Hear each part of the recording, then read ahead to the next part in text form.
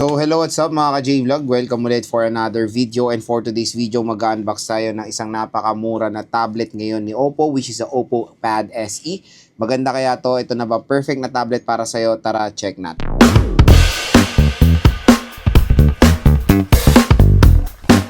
So again, meron tayo ditong tablet mula sa Oppo, and first time ko mag-unbox ng tablet ni Oppo. So ito ang Oppo Pad SE. Usually ang price range nito isa sa 10,000 pesos.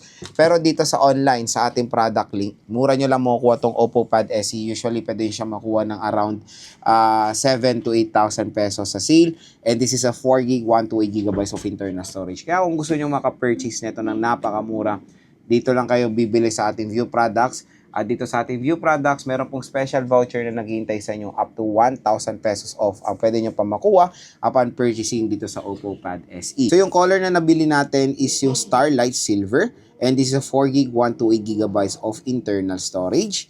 And ang magandang balita, pag bibili kayo ng Oppo Pad SE ay meron po itong free na case para sa inyong device. So since puti yung nabili natin, puti rin po yung case na kasama. So ito yung box ng Oppo Pad SE. Okay. Ayan. So, bubungad sa atin yung tablet. The sad part, since slim box siya, wala na po itong charger. Out of the box din. Diba? So, sumusunod na sa yapak si Oppo. Sa yapak ng Samsung, diba? So, meron tayo ditong data cable, and sad to say, ang data cable niya is Type A to Type C. Dapat C to C na rin kung wala rin naman ng charger. Meron tayong safety guide and Oppo Pad SE user manual. Yun lang naman yung content ng box. Very, very simple lang. So, next, let's proceed dito sa mismong tablet. Ayan. Yung case niya, maganda naman kasi leather feel design siya. So, ito na yung Oppo Pad SE. Tignan natin siya in Starlight Silver. So, in 3, 2, 1. Ayan. So, very clean yung design nito Oppo Pad SE. At for me, very new yung design niya kasi nasa gitna yung kanyang camera module na usually, di ba, yung camera module ng mga tablets natin nandito or sa upper right, or yes, upper left corner, di ba? So, dito nasa middle siya na itong tablet na to naka-design siya for landscape orientation. Ayan siya. NTC approved, of course. Pwede naman siya alisin yung sticker pero nahihirapan ako alisin. So, baka kasi magkaroon pa ng lamat. Kaya, dyan na lang. Phoenix ko na dyan. And sad part is wala rin po siyang any screen protector out of the box. So, sa right side, nandito ang ating microphone and volume rocker. Sa taas naman ng smartphone, we have power button and yung dalawang speaker grills.